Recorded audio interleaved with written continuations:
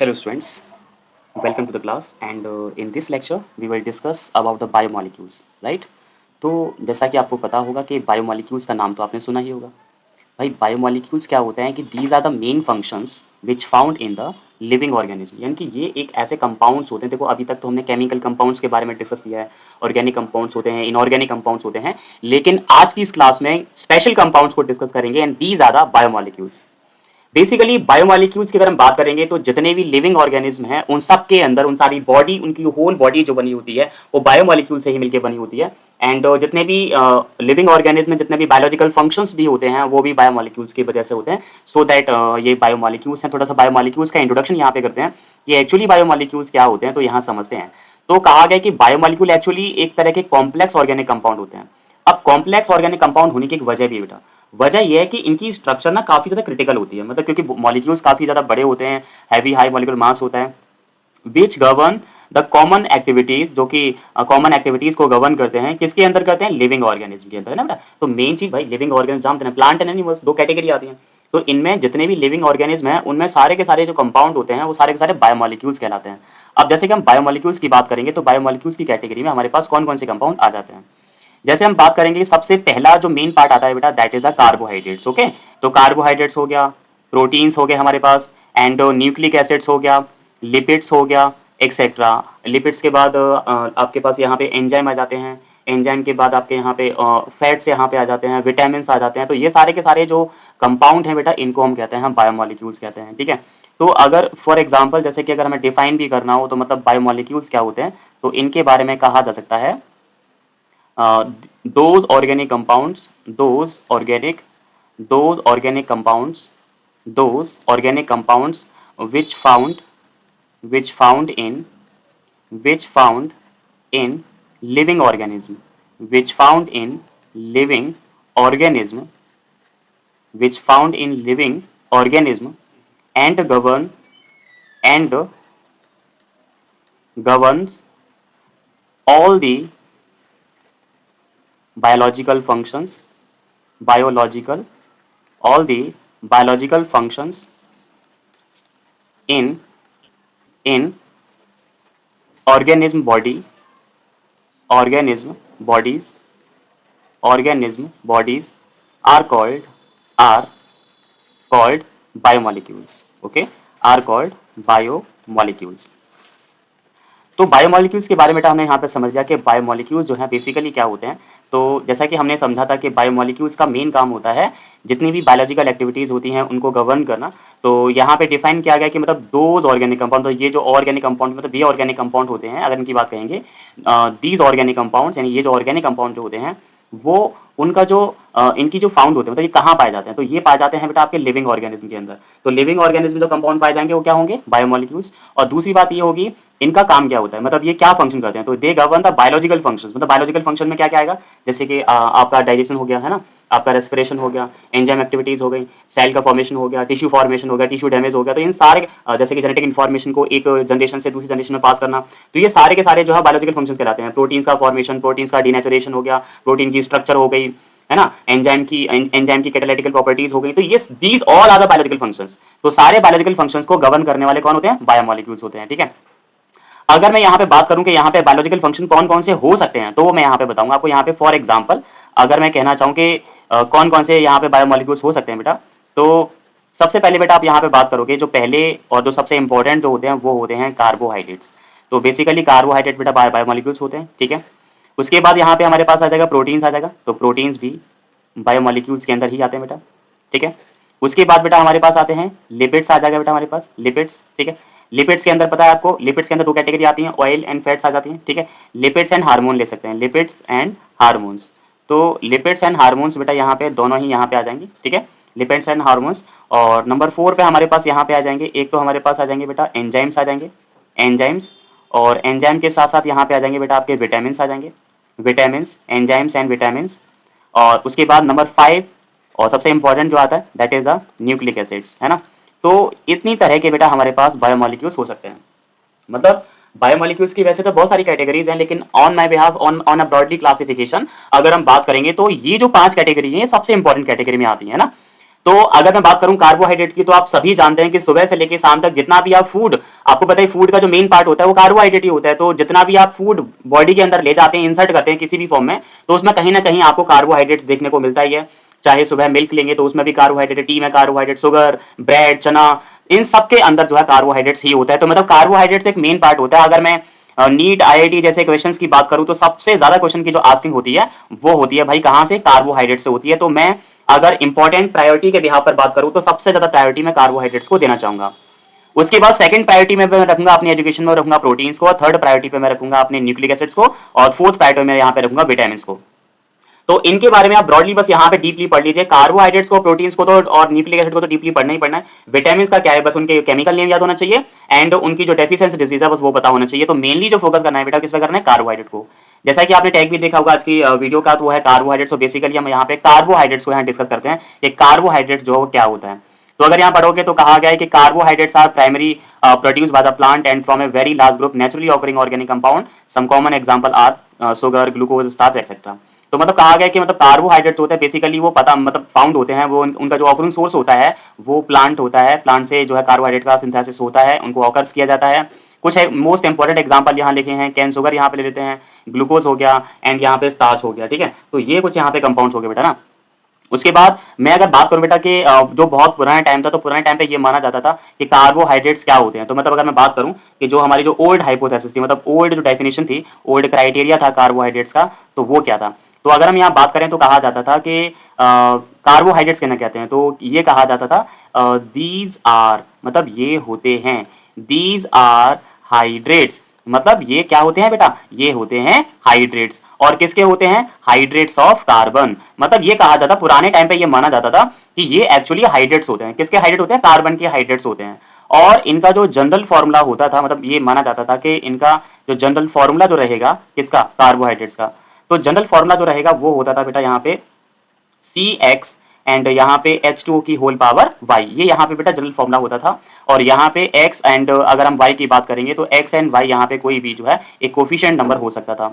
जैसे कि for example जैसे मान के चलो कि X की वैल्यू अगर हम 6 सपोज करते हैं और Y की वैल्यू को भी अगर यहाँ पे 6 सपोज करते हैं, तो देन एक कार्बोहाइड्रेट का जो मॉलिक्यूलर फॉर्मूला जो हमें मिलेगा वो ये मिलेगा C6 हो जाएगा बेटा। और यहाँ पे H2O की होल पावर कितना होगा, 6 होगा। अगर हम मल्टीप्लाई यहाँ पे कर देंगे तो C6 और H12 और O6 यहाँ पे हो जाएगा। और आपको पता होगा कि ये जो मॉलिक्यूलर फॉर्मूला होता है बेटा वो किसका होता है, ग्लूकोज का होता है।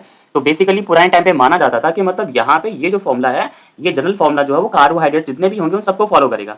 लेकिन बहुत सारे कार्बोहाइड्रेट्स ऐसे थे, जैसे कि अगर मैं बात करूंगा यहाँ पे सीक्रोज की बात करूं तो सीक्रोज का और रेमनोज का, लैक्टोज का, माल्टोज का जो मॉलिक्यूलर फॉर्मूला होता है वो क्या होता है, C6H12O5 होता है। जो कि यहाँ पे इनको जो है सॉरी ये रेमनोज है, रेमनोज का है यहाँ पे C6H12O5 जो कि इस जनरल फॉर्मूले को फॉलो नहीं करता है। एंड शुगर का C12H22O11 वो भी फॉलो नहीं करता है। तो मतलब ये तो एक पुरानी डेफिनेशन थी जो कि बहुत सही नहीं थी। लेकिन क्या हुआ, टाइम के बाद एक टाइम के बाद यहाँ पे इनमें एक करेक्शन हुआ। और आज के टाइम पे अगर हम बात करेंगे तो जो मॉडर्न डेफिनेशन है कार्बोहाइड्रेट्स की वो क्या है और वो करेक्ट है वो क्या है, यहाँ समझते हैं। ठीक है, सो लेट बिगिन। तो अगर हम बात करेंगे कि कार्बोहाइड्रेट्स का जो मॉडर्न क्राइटेरिया है वो क्या है, तो हम बात करेंगे। So let begin. तो आज के टाइम पे ये माना जाता है, यहाँ पे हम कह सकते हैं, एक तो बेटा आपके ले लीजिए एल्डिहाइड्स। ठीक है बेटा, और एल्डिहाइड्स नहीं लेंगे आप, यहाँ पे लेंगे पॉलीहाइड्रोक्सी एल्डिहाइड। ठीक है, तो केवल एल्डिहाइड से काम नहीं चलेगा, पॉलीहाइड्रोक्सी एल्डिहाइड। तो हम यहाँ पे कह सकते हैं polyhydroxy, polyhydroxy aldehydes, polyhydroxy aldehydes, comma polyhydroxy, polyhydroxy, polyhydroxy ketones, polyhydroxy ketones and those those organic compounds and those organic compounds and those organic compounds which on hydrolysis, which on hydrolysis gives these units, gives these units, gives these units are called are called are called carbohydrates, are called carbohydrates। तो अगर मैं बेटा बात करूं कि आज के time की जो सबसे इंपॉर्टेंट जो डेफिनेशन है बेटा वो ये वाली है, और ये बिल्कुल फिट यहाँ पे बैठती है, ये आपको ध्यान रखना है, सबसे परफेक्ट डेफिनेशन में से एक है ये वाली। तो अगर हम समझते हैं कि यहाँ पे क्या कहने की कोशिश किया कार्बोहाइड्रेट्स के रिगार्डिंग, सो लेट बिगिन। तो देखो बेटा, जैसे मैंने कहा कि ये क्या है, ये आज के टाइम की मॉडर्न डेफिनेशन है अबाउट द कार्बोहाइड्रेट, और वो क्या कहना चाहती है समझते हैं। तो पहली बात तो आपको ध्यान रखना है कि पॉलीहाइड्रोक्सी एल्डिहाइड, यानी कि ऐसे ऑर्गेनिक कंपाउंड जो कि पॉलीहाइड्रोक्सी एल्डिहाइड हो, और इसके अलावा पॉलीहाइड्रोक्सी कीटोन। तो कितने हो गए, एक तो हो गया पॉलीहाइड्रोक्सी एल्डिहाइड और एक क्या हो गया पॉलीहाइड्रोक्सी कीटोन। और इनके अलावा, और अगर इनके अलावा अगर हम बात करेंगे तो वे सारे के सारे कंपाउंड, मतलब दोज ऑर्गेनिक कंपाउंड मतलब वे कंपाउंड जो कि हाइड्रोलाइसिस करने पर देते हैं, क्या देते हैं, दीज यूनिट्स, यानी कि पॉलीहाइड्रोक्सी एल्डिहाइड और कीटोन देते हैं, उन्हें हम क्या कहते हैं, कार्बोहाइड्रेट्स बेटा यहाँ पे कहते हैं। ठीक है, तो कार्बोहाइड्रेट्स के बारे में हमको समझ में आ गया कि कार्बोहाइड्रेट्स क्या होते हैं। तो हमने समझ लिया भाई, एक तो पॉलीहाइड्रोक्सी एल्डिहाइड, पॉलीहाइड्रोक्सी कीटोन, और वे सारे के सारे कंपाउंड जो कि पानी मिलाने पर, यानी कि वाटर जिसमें ऐड किया जाएगा, वो ऐड करने के बाद अगर यहाँ पे ये यूनिट देते हैं तो उन्हें हम कहते हैं पॉलीहाइड्रोक्सी एल्डिहाइड, पॉलीहाइड्रोक्सी कीटोन या फिर कार्बोहाइड्रेट्स कहते हैं। देखो बेटा, हमारे सारे बच्चों ने एक कंपाउंड के बारे में बहुत अच्छे से पढ़ा होगा और सबको आता भी होगा, और वो कंपाउंड का नाम क्या है बच्चों, ग्लूकोज। ठीक है, अब ग्लूकोज का सभी फॉर्मूला भी जानते होंगे। ग्लूकोज का फॉर्मूला होता है, मॉलिक्यूलर फॉर्मूला होता है C6H12O6, यही होता है ना बेटा। तो ग्लूकोज का मॉलिक्यूलर फॉर्मूला सभी को क्लियर है, C6H12O6 होता है। अब यहाँ करना क्या है कि ग्लूकोज की स्ट्रक्चर को बनाना है। तो बेटा उसमें होता क्या है कि जैसे कि यहाँ पे तो होता है बेटा कार्बन का एटम, और कार्बन के एटम के साथ एक ऑक्सीजन का एटम यहाँ पे डबल बॉन्ड के साथ अटैच होता है, और इसी कार्बन के साथ सिंगल बॉन्ड के साथ एक हाइड्रोजन एटम भी अटैच होता है। तो बेसिकली अगर आपको दिख रहा होगा तो ये वाला जो ग्रुप है बेसिकली कौन सा है, एल्डिहाइड ग्रुप है। कौन सा ग्रुप है बेटा, एल्डिहाइड। ठीक है, तो ये एल्डिहाइड ग्रुप हो गया। एल्डिहाइड ग्रुप के बाद यहाँ पे कार्बन होता है, राइट साइड में यहाँ पे एक OH होता है, उसके बाद यहाँ पे H, फिर थर्ड नंबर का कार्बन, थर्ड नंबर के कार्बन पे बेटा जो OH होता है वो यहाँ पे लेफ्ट होता है, H राइट होगा, फिर यहाँ carbon, right side OH, left side H, फिर नेक्स्ट यहाँ पे carbon, right side OH, left side यहाँ पे H, उसके बाद यहाँ फिर से कार्बन, और यहाँ पे राइट साइड यहाँ पे OH एंड लेफ्ट साइड यहाँ पे H, और फिर से यहाँ पे बेटा हम क्या लेंगे, H लेंगे। तो बेसिकली ये जो मॉलिक्यूल, ये जो स्ट्रक्चर जो बनाई हुई है बेटा, इस स्ट्रक्चर की हम बात करेंगे तो ये ग्लूकोज की स्ट्रक्चर है बेटा। किसकी स्ट्रक्चर है बेटा, ग्लूकोज की। अब ग्लूकोज की स्ट्रक्चर को थोड़ा सा स्टडी कर लेते हैं। स्टडी करोगे तो बेसिकली सबसे पहले आपको देखने को मिलेगा कि यहाँ पे ग्लूकोज के अंदर एक ये फंक्शनल ग्रुप हमें देखने को मिल रहा है, और वैसे सारे बच्चे हमारे जानते होंगे ये जो फंक्शनल ग्रुप है, इस फंक्शनल ग्रुप को हम लोग क्या बोलते हैं, एल्डिहाइड। तो आपको पता है ये एल्डिहाइडिक फंक्शन ग्रुप है बेटा, पता है ना सभी को भाई। CHO जो होता है वो कौन सा होता है, एल्डिहाइड फंक्शन ग्रुप होता है। और उसके बाद अगर हम नोटिस करेंगे तो इस वाले कार्बन के पास एक बार OH यहाँ पे है, फिर नेक्स्ट कार्बन पे भी OH है, फिर नेक्स्ट कार्बन पे भी OH है, फिर नेक्स्ट कार्बन पे भी OH है, फिर नेक्स्ट कार्बन पे भी OH है। यानी कि अगर एल्डिहाइडिक ग्रुप के बाद अगर हम बात करेंगे तो 5 ऐसे कार्बन बचते हैं जिनके पास 5 हाइड्रोक्सिल ग्रुप प्रेजेंट है। अब जैसे कि मैथमेटिक्स आपने पढ़ी होगी, मैथमेटिक्स में ये पढ़ा था कि जब किसी ऑर्गेनिक मतलब किसी कंपाउंड में किसी मैथमेटिकल एक्सप्रेशन में जब एक से ज्यादा टर्म होते हैं तब उसे कहते हैं पॉली वर्ड यूज करते हैं, जैसे कि पॉलिनोमियल्स हो गया है ना, पॉलीमर्स हो गए। तो यहाँ पे आप देखोगे कि तो हाइड्रोक्सी ग्रुप जो है बेटा वो आपको 5 बार देखने को मिलेगा। कितनी बार देखने को मिलेगा बेटा, 5 बार। अब 5 बार होने की वजह से इसके नाम, इसके जब भी नाम लिखते हैं तो नाम में के नाम के आगे सबसे पहले यूज करते हैं पॉली। अब यहाँ पे ये मेंशन करेंगे कि पॉली जो है वो कौन सा वाला फंक्शन ग्रुप है, तो आप बताओगे कि जो हाइड्रोक्सी ग्रुप है वो पॉली टाइम्स है, तो पॉली हाइड्रोक्सी हो गया। और जो मेन फंक्शन ग्रुप है वो कौन सा है बेटा हमारे पास, एल्डिहाइड। तो ओवरऑल इसका जो नाम जो बनेगा वो क्या बनेगा, polyhydroxy aldehyde. And from today बेटा ध्यान रखना, आज के बाद आपको ध्यान रखना है कि जो ग्लूकोज होता है, ग्लूकोज का अदर नेम अगर हम बात करेंगे तो ग्लूकोज का अदर नेम होता है पॉलीहाइड्रोक्सी एल्डिहाइड। तो पॉलीहाइड्रोक्सी एल्डिहाइड क्या होता है, ग्लूकोज होता है। अब ग्लूकोज की स्ट्रक्चर को देखते हुए यहाँ पे कुछ चीजें और भी जाननी है, और वो क्या क्या है देखो बेटा। सबसे पहले ध्यान रखना है कि जहां से भी फंक्शनल ग्रुप स्टार्ट होगा, मतलब मेन फंक्शनल ग्रुप होगा, काउंटिंग वहीं से होगी। तो मतलब कार्बन के नंबर्स भी आपको जानने होंगे। जैसे ये यहाँ पे फर्स्ट नंबर कार्बन है, ये 1 हो गया, ये 2 हो गया, ये 3 हो गया, ये 4 हो गया, ये 5 हो गया, और ये 6 हो गया। मतलब कि बेसिकली आपको पता है भाई ग्लूकोज में 6 कार्बन तो होते ही होते हैं। तो अब जो आज यहाँ चीज बताएगी उसको हमेशा के लिए ध्यान रखना है, जितना फोकस करना है यहाँ कर लीजिए। ये ग्लूकोज की स्ट्रक्चर है, इस स्ट्रक्चर में आप चाह करके भी यहाँ पे चेंज नहीं कर सकते, आपको चेंज नहीं करना है किसी भी कंडीशन में। तो एक तो हमने समझ ली कि भाई काउंटिंग कहाँ से करनी है। इतना करने के बाद आपको एक चीज यहाँ पे और याद रखनी है, और वो ये है कि थर्ड नंबर के कार्बन का जो कॉन्फ़िगरेशन है OH का, वो बाकी 4 कार्बन से डिफरेंट है। क्योंकि अगर आप नोटिस करोगे कि बाकी 4 कार्बन पे जो OH का जो यहाँ पे अगर हम पोजीशन की बात करेंगे तो वो राइट हैंड साइड में है, लेकिन जो थर्ड नंबर का जो कार्बन होता है उसमें जो OH होता है वो कहाँ होता है, लेफ्ट हैंड साइड में होता है। तो आपको ये भी ध्यान रखना है। उसके बाद आपको पता होगा कॉन्सेप्ट होता है हमारे यहाँ कौन सा, कॉन्सेप्ट ऑफ कायरलिटी। कायरलिटी जानते हैं ना आप लोग, कायरलिटी समझते हैं। कायरलिटी में समझा था कि मतलब एक ऐसा कार्बन एटम जिसकी ऑल 4 वैलेंसी जो है डिफरेंट एटम्स और ग्रुप ऑफ एटम से क्या होती हैं, सेटिस्फाइड होती हैं, उन्हीं को हम लोग क्या बोलते हैं, उन्हीं को हम लोग बोलते हैं द कायरल कार्बन कहते हैं। जैसे कि मान लो कि ये एक एटम देखोगे तो यहाँ पे इसकी जो 4 वैलेंसीज हैं वो अलग अलग एटम्स और ग्रुप ऑफ एटम से अटैच्ड हैं। तो मतलब ये कार्बन एटम जो होगा वो बेसिकली क्या होगा, कायरल कार्बन होगा, क्योंकि इसकी चारों वैलेंसीज यहाँ पे डिफरेंस है और कायरल कार्बन को बेटा हम सी स्टार के द्वारा डिनोट करते हैं। अगर यही हाइपोथेसिस लेकर के अगर हम यहाँ पे ग्लूकोज के पास चलते हैं तो देखो बेटा, इस वाले कार्बन के पास यहाँ पे डबल बॉन्ड ओ है, तो अगर मैं सीआईपी रूल यहाँ लगाता हूं तो सीआईपी रूल के अकॉर्डिंग यहाँ पे ये होगा, कार्बन के साथ जब डबल बॉन्ड ओ है तो यहाँ पे ऑक्सीजन को 2 टाइम्स माना जाएगा। तो मतलब 2 टाइम माना जाएगा, मतलब ऑक्सीजन 2 बार जुड़ा हुआ कार्बन से ऐसा माना जाएगा, जैसे कि यहाँ पे द कॉन्सेप्ट ऑफ कायरलिटी तो खत्म हो जाएगा, मतलब ये वाला कार्बन कायरल कार्बन नहीं होता है। इसको देखो बेटा, सेकंड नंबर के कार्बन को देखो, इसमें एक तरफ OH है, एक तरफ H है, अप साइड में ये पूरा का पूरा यहाँ पे एल्डिहाइडिक ग्रुप है, और डाउन साइड में ये इतनी लंबी सी चेन है यहाँ पे। तो मतलब यहाँ पे ये वाला जो कार्बन है इसकी चारों वैलेंसीज यहाँ पे डिफरेंट है, मतलब कि ये कार्बन कायरल है। इसी तरह से अगर इसको भी चेक करोगे तो ये भी कायरल है, इसको चेक करोगे तो ये भी कायरल है, इसको चेक करोगे तो ये भी कायरल है, लेकिन ये कायरल नहीं है, क्योंकि यहाँ पे देखोगे तो 2 हाइड्रोजन एटम आपको दिख रहे हैं, तो ये कायरल नहीं है।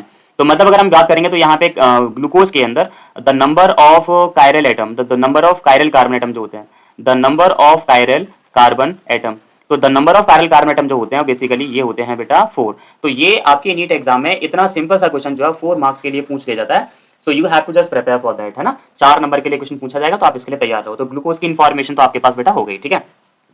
ऐसे ही बेटा हमारे पास होता है फ्रक्टोज भी होता है, तो फ्रक्टोज के बारे में भी सीखेंगे, फ्रक्टोज की स्ट्रक्चर कैसे होती है। तो देखो बेटा, जैसा कि हम सभी जानते हैं कि फ्रक्टोज का जो मॉलिक्यूलर फॉर्मूला होता है वो ग्लूकोज के जैसा ही होता है। तो हम यहाँ बात कर रहे हैं फ्रक्टोज, ठीक है, फ्रक्टोज की बात करेंगे। फ्रक्टोज का जो मॉलिक्यूलर फॉर्मूला होता है ये होता है C6H12O6, मतलब जो ग्लूकोज का होता है वही फॉर्मूला जो है वो फ्रक्टोज का भी होता है, लेकिन स्ट्रक्चर जो है बेटा वो डिफरेंट होगी। क्या होगी वो देखेंगे, H C H और यहाँ पे OH, यानी कि फर्स्ट कार्बन से OH होता है, सेकंड वाले कार्बन के पे यहाँ पे कार्बोनिल ग्रुप होता है, जैसे कीटोनिक ग्रुप भी कहा जाएगा, और यहाँ पे थर्ड वाले कार्बन का जो OH होता है बेटा वो लेफ्ट हैंड साइड होता है, जो कि जैसे ग्लूकोज में था, बताया था, स्पेशल पॉइंट बताया था। और फोर्थ वाला जो होगा उसका जो OH होगा बेटा वो राइट हैंड साइड होगा, फिफ्थ वाले का जो OH होगा वो भी राइट साइड होगा, और सिक्स वाले का जो OH होगा वो भी यहाँ पे राइट साइड ही होगा बेटा, ठीक है, ये ध्यान रखना है। तो बेसिकली अगर आप इस स्ट्रक्चर को नोट डाउन करोगे तो ये स्ट्रक्चर किसकी है बेटा, ये स्ट्रक्चर यहाँ फ्रक्टोज की है। अब फ्रक्टोज में सबसे पहले हम मेन फंक्शनल ग्रुप को पहचानेंगे, तो मेन फंक्शनल ग्रुप ये वाला है बेटा, ये वाला है ना, जो कि कौन सा है, कीटोनिक फंक्शनल ग्रुप है ना। कौन सा है बेटा, कीटोनिक, मतलब यहाँ पे कीटोन फंक्शनल ग्रुप है। अगर OH की बात करेंगे तो एक बार OH यहाँ पे है, एक बार यहाँ पे है, एक बार यहाँ पे, एक बार यहाँ पे, एक बार यहाँ पे, यानी कि वही 5 टाइम्स है।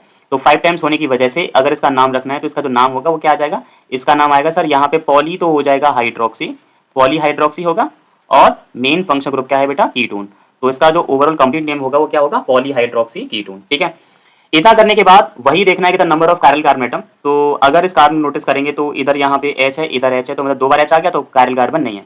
इस वाले कार्बन के साथ डबल बॉन्डेड हुआ है तो मतलब यहाँ पे 2 टाइम ऑक्सीजन आएगा, तो ये भी कायरल कार्बन नहीं है, बट ये वाला कायरल है, ये वाला भी कायरल है, और ये वाला भी कायरल है। तो ये आपको ध्यान रखना है कि मतलब number of chiral carbon atom की अगर हम बात करेंगे, number of chiral carbon atom है ना, number of chiral carbon atom, तो इसके अंदर number of chiral carbon atom जो होते हैं बेटा वो कितने होते हैं, 3 होते हैं, ठीक है। तो ये हो गया।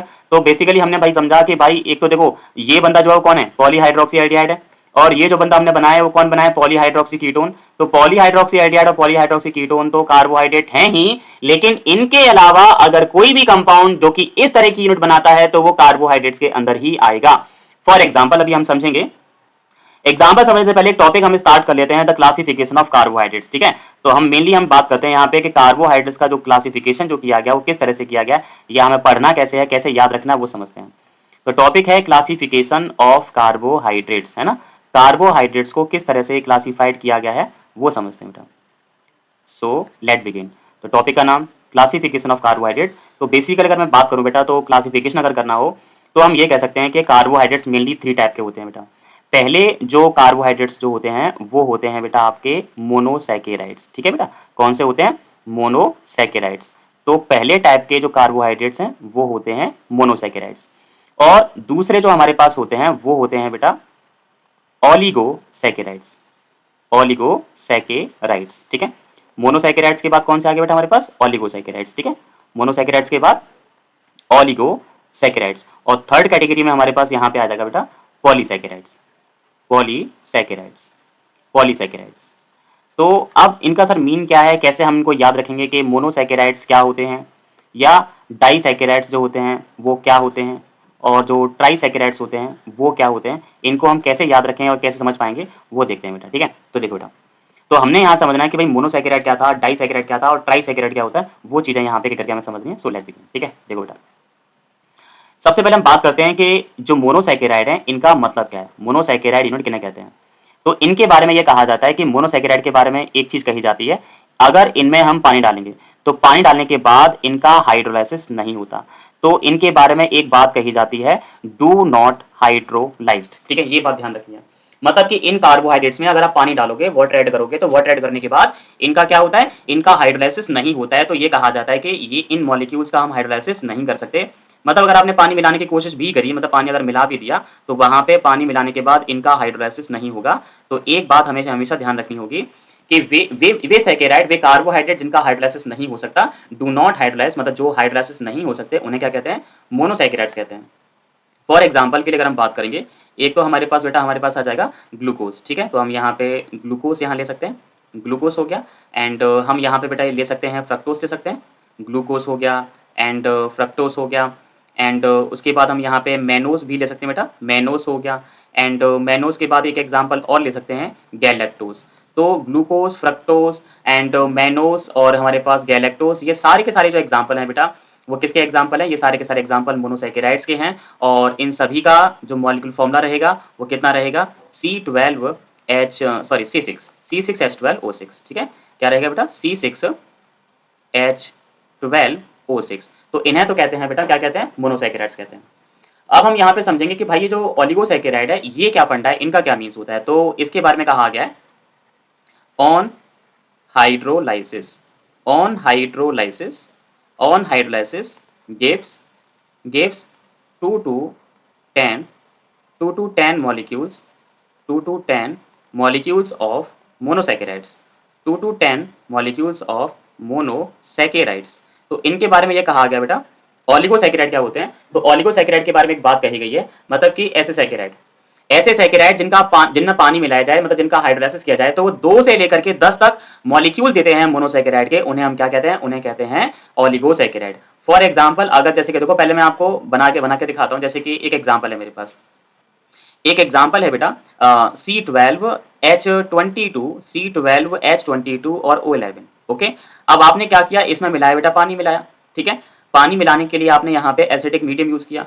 तो एसिटिक मीडियम यूज करने के बाद आप ये देखोगे कि ये मोनोसैकेराइड के यहाँ पे 2 यूनिट्स बनाता है, यानी कि C6H12O6 की यहाँ पे 2 यूनिट्स फॉर्म होती हैं। अब क्योंकि इस सैकेराइड ने, मतलब ये सैकेराइड जो आपको दिख रहा है, इस सैकेराइड ने इसका हाइड्रोलाइसिस करने पर मोनोसैकेराइड की 2 यूनिट्स क्योंकि ये बनाता है, सो दैट अगर मुझसे कोई पूछेगा तो मैं इसे कहूंगा, sir it will be the disaccharide. मतलब ये जो मॉलिक्यूल जो होगा वो क्या कहलाएगा, ये मॉलिक्यूल बेटा कहलाएगा डाइसैकेराइड्स। अब डाइसैकेराइड क्यों कहा गया, उसका रीजन आप लोग समझ पा रहे होंगे। डाइसैकेराइड इसलिए कहा गया क्योंकि बेटा ये मोनोसैकेराइड की 2 यूनिट्स यहाँ पे बना रहा है। इसी तरह से अगर कोई 3 यूनिट बनाता है तो उसे ट्राइसैकेराइड, 4 यूनिट बनाता है तो टेट्रा, 5 बनाता है तो पेंटा। अगर हम यहाँ पे बात करेंगे कि पॉलीसैकेराइड्स क्या होते हैं, तो इनके बारे में का ध्यान रखना होगा। तो कैसे ध्यान रखेंगे, ये देखो बेटा, तो इनके बारे में कहा जाएगा ऑन हाइड्रोलाइसिस, मतलब अगर यहाँ पे पानी मिलाया जाए, on hydrolysis gives large number, gives large number of monosaccharide, large number of monosaccharide units, large number of monosaccharides units are called polysaccharide। मतलब कि ऐसे सैकेराइड जिनमें पानी मिलाया जाए, तो पानी मिलाने के बाद ये सब बहुत अधिक संख्या में, देखो मोनोसैकेराइड का तो हाइड्रोलाइसिस ही नहीं होता, बात ही खत्म हो गई। अब ओलिगोसैकेराइड के बारे में कहा गया कि इनको हाइड्रोलाइसिस करेंगे तो ये 2 से लेकर के 10 तक मॉलिक्यूल बनाएंगे, किसके, मोनोसैकेराइड के। और इनके बारे में कहा गया कि लार्ज नंबर, मतलब अधिक संख्या में यहाँ पे क्या बनाएंगे, मोनोसैकेराइड की यूनिट बनाएंगे, मतलब अधिक संख्या में देंगे, मतलब लार्ज क्वांटिटी में देंगे, सो दैट इनको हम क्या कहते हैं, पॉलीसैकेराइड कहते हैं बेटा। ठीक है, तो पॉलीसैकेराइड का ध्यान रखना होगा। जैसे कि इसके इनका हमारे पास एक बहुत ही फेमस एग्जाम्पल है, हम यहाँ पे ले सकते हैं एक स्टार्च का एग्जाम्पल बेटा, बहुत फेमस आता है। स्टार्च का जो फॉर्मूला होता है वो होता है C6 and H10, C6H10O5, C6H10O5 की होल पावर n। और ये जो होल पावर n लगाते हैं तो मतलब ये स्टार्च का फॉर्मूला है बेसिकली। और यहाँ पे सपोज दैट हमने पानी मिलाना है, तो पानी मिलाने के लिए भी हमारे पास n टाइम ऑफ यूनिट होनी चाहिए। तो एसिडिक मीडियम में करेंगे तो आप देखोगे ये एन टाइम आपको C6H12O6 यहाँ पे देगा। तो मतलब यहाँ पे ध्यान रखना है क्योंकि इसने एन टाइम दिया, एन का मतलब हो गया कि लार्ज नंबर हो गया। So basically these are the polysaccharide. तो एक बार फिर से ये कह के भाई खत्म करते हैं कि कैसे क्लासिफिकेशन किया गया था। बेसिकली आपको ध्यान रखना है कि भाई क्लासिफिकेशन 3 कैटेगरी में किया गया था। पहले थे मोनोसैकेराइड, दूसरे थे डाइसैकेराइड और तीसरे थे हमारे पास पहले थे मोनोसैकेराइड, दूसरे थे ओलिगोसैकेराइड और तीसरे कौन से थे? पॉलीसैकेराइड थे। तो इनका क्लासिफिकेशन बेटा कुछ इस तरह से यहाँ पे किया गया, तो आपको ध्यान रखना है। और मोनोसैकेराइड का वापस से हाइड्रोलाइसिस नहीं हो सकता। ऑलिगो का हो सकता है जो कि हमें 2 से लेकर 10 तक यूनिट हमें प्रोवाइड करेंगे, और पॉली का तो यहाँ पे होगा ही जो कि लार्ज नंबर में हमें मोनोसैकेराइड की यूनिट यहाँ पे देंगे।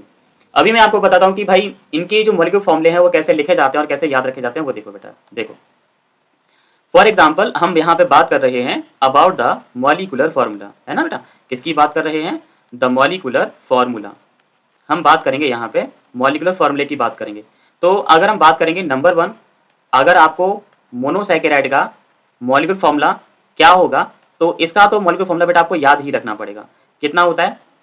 C6H12O6। अगर मान लो कि अगर आपको डाइसैकेराइड का निकालना है, मॉलिक्यूलर फॉर्मूला निकालना है, जैसे कि मान लो आपको यहाँ पे बेटा डाइसैकेराइड का मॉलिक्यूलर फॉर्मूला आपको निकालना है, तो क्या करोगे? इसकी एक ट्रिक है। पहले तो बेटा आप क्या करोगे? मोनोसैकेराइड का मॉलिक्यूलर फॉर्मूला लिखोगे और लिखने के बाद उसमें यहाँ पे 2 से इंटू करोगे क्योंकि डाई है, और प्लस वहां पे वाटर का एक मॉलिक्यूल ऐड कर दोगे। तो जरा करो बेटा, सॉरी एक वाटर का मॉलिक्यूल यहाँ पे सब्ट्रैक्ट करोगे, ऐड नहीं करना है, सब्ट्रैक्ट करना है। तो करो बेटा, कैसे होगा, क्या होगा देखो जरा। 2 का इंटू करेंगे तो C12 हो जाएगा, H कितना हो जाएगा बेटा यहाँ पे 24 हो जाएगा, और O कितना हो जाएगा 12 हो जाएगा, और वाटर का 1 मॉलिक्यूल यहाँ माइनस करना है, मतलब माइनस H2O। तो सब्ट्रैक्शन करेंगे तो यहाँ पे O 11 बचेगा, और H यहाँ पे कितना बचेगा 22 बचेगा, और C कितना बचेगा यहाँ पे 12 बचेगा। तो ये ट्रिक है पहचानने की। अगर आप भूल जाओ कि डाइसैकेराइड का फॉर्मूला क्या होगा और कैसे होगा, तो आप इस तरह से यहाँ पे निकाल सकते हो। जैसे कि हम बात करेंगे, हमें ट्राइसैकेराइड का निकालना है, ट्राइसैकेराइड है ना, किसका निकालना है? ट्राइसैकेराइड है ना, ट्राइसैकेराइड। तो ट्राइसैकेराइड में अगर हम बात करेंगे तो ट्राइसैकेराइड जैसे कि क्या करना होगा, पहले तो मोनोसैकेराइड का फॉर्मूला लेना होगा C6H12O6। अब क्योंकि ट्राई है तो 3 से इंटू करोगे, और यहाँ पहले 1 वाटर मॉलिक्यूल माइनस किया था, अब यहाँ पे 2 वाटर मॉलिक्यूल यहाँ पे माइनस करोगे। तो कितना होगा? C तो बेटा हो जाएगा 18, और H कितना हो जाएगा 12 3 जा 36, एंड O यहाँ पे हो जाएगा 18, और 2 का इंटू करेंगे तो यहाँ पे H तो हो गया 4 और O हो गया 2। सब्ट्रैक्शन बेटा यहाँ पे करेंगे तो O कितना बचेगा? O यहाँ पे 16 बचेगा, और H यहाँ पे कितना बचेगा 32 बचेगा, और C कितना बचेगा यहाँ पे 18 हो जाएगा। तो मतलब ये ट्राइसैकेराइड का एग्जाम्पल है। ट्राइसैकेराइड का कोई एक एग्जाम्पल जिसका कोई नाम हो तो उसे हम लोग बोल सकते हैं रेफिनोस, है ना। तो रेफिनोस बेटा यहाँ पे ट्राइसैकेराइड का एक एग्जाम्पल है। अगर हम बात करेंगे डाइसैकेराइड के कौन कौन से एग्जाम्पल हैं, तो जो हमारे यहाँ 3 फेमस है उन्हीं के नाम लिख देते हैं। एक तो बेटा हमारे पास यहाँ पे सीक्रोस आ जाएगा, ठीक है। सीक्रोस के बाद हमारे पास बेटा यहाँ पे आ जाएगा माल्टोस, यहाँ पे आ जाएगा सीक्रोस हो गया, माल्टोस हो गया और लैक्टोस हो गया। तो ये 3 एग्जाम्पल हमारे डाइसैकेराइड के हैं। ये हो गया ट्राइसैकेराइड का हो गया। सो ऑन अगर हम यहाँ पे टेट्रासैकेराइड की बात करेंगे तो क्या होगा वो समझते हैं। टेट्रासैकेराइड, टेट्रासैकेराइड का कैसे ध्यान रखेंगे वो देखो बेटा। टेट्रासैकेराइड में तरीका वही है, पहले तो मोनोसैकेराइड का फॉर्मूला लेंगे C6H12O6, और पहले उसमें क्या करेंगे 4 से इंटू कर देंगे और 3 वाटर मॉलिक्यूल्स यहाँ पे माइनस कर देंगे।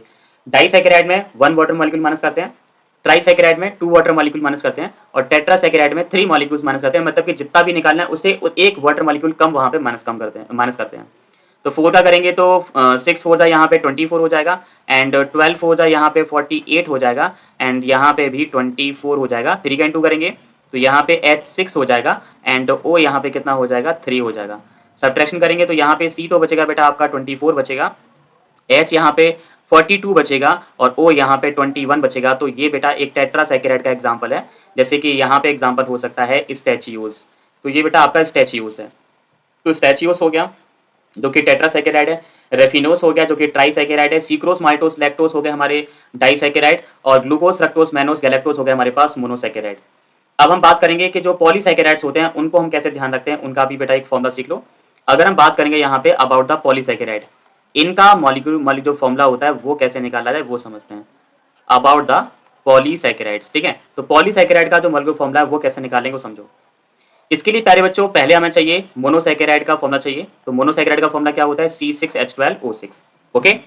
उसके बाद बेटा इसमें से क्या करना है, एक वाटर का मॉलिक्यूल माइनस कर देना है। माइनस करोगे तो कितना बचेगा H10O5 ये बचेगा, और फिर इसको ब्रैकेट में बंद करके इसकी होल पावर यहाँ पे n लगा दो। तो बेसिकली ये जो मोलेक्युलर फॉर्मूला होता है वो किसका होता है, पॉलीसैकेराइड का होता है। पॉलीसैकेराइड के हमारे यहाँ मेन जो एग्जांपल है वो कौन कौन से हैं, एक तो बेटा हमारे पास आएगा द मोस्ट फेमस स्टार्च, है ना, स्टार्च आ जाएगा। उसके बाद बेटा हमारे पास आ जाएगा सेलुलोस, यहाँ पे आ जाएगा सेलुलोस हम ले सकते हैं। और तीसरा हमारे पास आ जाएगा ग्लाइकोजन, ठीक है। तो स्टार्च हो गया, सेलुलोस हो गया और ग्लाइकोजन हो गया, ये सब किस में आएंगे, पॉलीसैकेराइड्स में आएंगे। तो भाई क्लासिफिकेशन क्लियर हो गया। पहला क्लासिफिकेशन की हम बात करेंगे, फिर से एक बार रिवाइज कर लेते हैं क्लासिफिकेशन कैसे किया गया।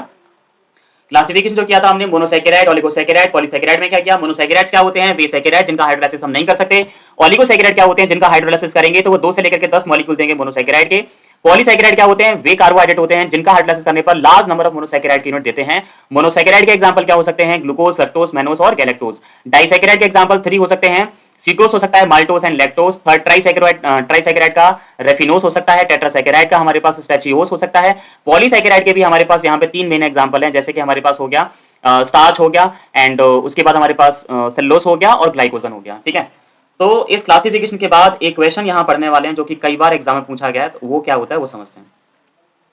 एक टॉपिक बेटा यहाँ पे आया था, लाइक कार्बोहाइड्रेट्स को एक टाइम पे 2 पार्ट्स में और भी डिवाइड किया गया था, और वो क्या था वो यहाँ समझते हैं। कार्बोहाइड्रेट्स की बेटा कार्बोहाइड्रेट्स की जब क्लासिफिकेशन की बात करेंगे तो एक टाइम पे इसके 2 बार क्लासिफिकेशन और किए गए थे, और वो क्या थे वो समझते हैं।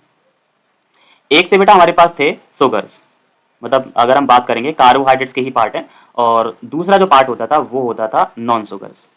तो सुगर्स और नॉन सुगर्स की बात करेंगे, तो सुगर्स क्या होते थे और नॉन सुगर क्या होते हैं, ये भी कार्बोहाइड्रेट्स को क्लासिफिकेशन में यूज होते हैं। जैसे कि अगर हम बात करेंगे तो कार्बोहाइड्रेट को 2 कैटेगरी में और बांट सकते हैं, एक होते हैं सुगर और दूसरे होते हैं नॉन सुगर। अब ये सुगर क्या होते हैं और नॉन सुगर क्या होते हैं वो समझेंगे यहाँ पे। अगर सुगर जानना है तो सुगर की हम बात करेंगे तो इनका जो टेस्ट होता है बेटा वो मीठा होता है। तो अगर हम बात करेंगे इनका जो टेस्ट होता है वो कैसा होता है, मीठा होता है, ठीक है, स्वीट टेस्ट होगा। और यहाँ पे लिखेंगे कि नो टेस्ट, मतलब इनका यहाँ पे कोई भी टेस्ट नहीं होगा। तो ये मतलब जो भी कार्बोहाइड्रेट स्वाद में मीठे होते हैं वो तो शुगर में आएंगे, और जो स्वाद में मीठे नहीं होते वो नॉन शुगर में आएंगे। अब जैसे कि आपने ग्लूकोज ग्लूकोज तो खाया ही होगा कभी, नहीं, गर्मियों में ग्लूकॉन डी के नाम से आता है, ग्लूकॉन डी है ना, पीते ना गर्मियों में, एनर्जी ड्रिंक के लिए पीते हम लोग, है ना, तो वो मीठा होता है।